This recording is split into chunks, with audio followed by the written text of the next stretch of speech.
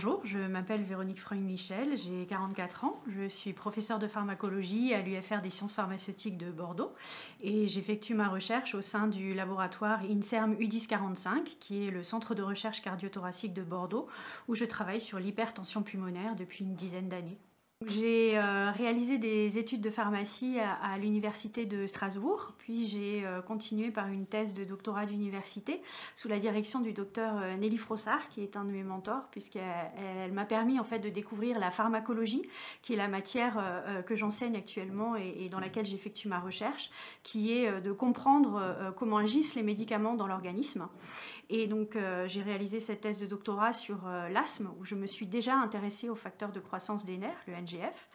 Et puis ensuite, après ma thèse, j'ai poursuivi par un post-doctorat à Londres, sous la direction du professeur Maria Belvisi, où j'ai continué à travailler sur les maladies des voies aériennes en m'intéressant au mécanisme de la toux.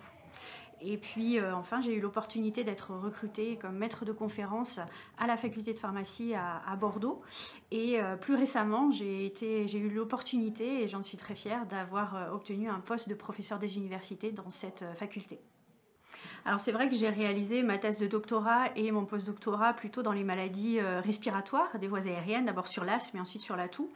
Et j'ai travaillé déjà sur le facteur de croissance des nerfs, le NGF, et on a vu un parallèle entre ce qui se passe dans l'asthme et ce qui se passe dans l'hypertension pulmonaire, qui est la maladie sur laquelle on travaille maintenant. Parce que l'hypertension pulmonaire, finalement, c'est une maladie des vaisseaux, donc une maladie vasculaire, mais c'est les vaisseaux qui sont dans le poumon et donc qui permettent l'oxygénation du sang. Donc c'est une maladie qui est à la limite en fait du cardiovasculaire et du respiratoire. Et il y a vraiment des similitudes dans la maladie entre l'hypertension pulmonaire et l'asthme. En comparant les vaisseaux et les voies aériennes, on se rend compte qu'ils se contractent plus, ils s'épaississent, il y a beaucoup d'inflammation et il y a un rôle en fait du NGF dans ces deux maladies, et c'est comme ça en fait que j'ai switché vers les maladies cardiovasculaires et l'hypertension pulmonaire.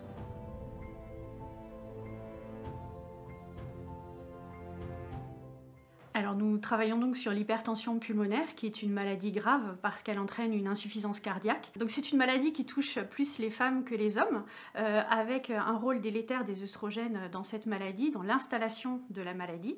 Mais ensuite, de manière paradoxale, les œstrogènes vont avoir un rôle protecteur sur le cœur des femmes et lui permettre en fait de se fatiguer moins vite. L'insuffisance cardiaque se développe moins vite. L'insuffisance cardiaque est aussi moins grave qu'au niveau du cœur des hommes. Et les œstrogènes vont permettre au cœur des femmes de répondre mieux à certains traitements que le cœur des hommes. Et dans cette maladie, pour l'instant, il n'y a pas de traitement curatif. Donc au laboratoire, nous essayons de trouver de nouvelles cibles pour développer de nouveaux médicaments.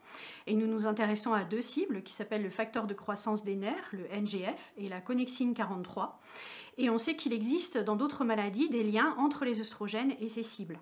Et donc notre projet de recherche propose d'étudier ces cibles dans le cœur des femmes et de le comparer au cœur des hommes, de savoir si les œstrogènes ont un rôle dans ces différences et d'essayer à terme, nous l'espérons, de développer un traitement qui sera plus efficace et plus spécifique pour le cœur des femmes.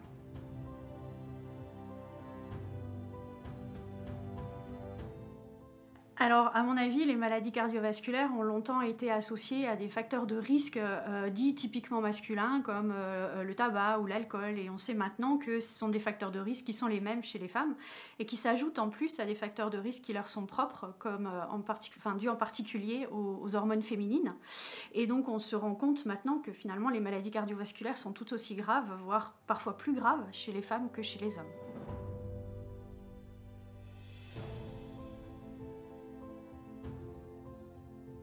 Je pense que c'est ce qu'on essaye de faire dans notre projet de recherche, c'est-à-dire qu'il faut vraiment essayer de comprendre les différences qui existent dans les maladies cardiovasculaires et en particulier entre le cœur des femmes et le cœur des hommes, puisqu'on sait qu'il y a des choses différentes qui se passent, et essayer de comprendre ces différences et de les utiliser en fait pour essayer de développer des nouveaux traitements qui vont être plus efficaces et plus ciblés pour traiter le cœur des femmes.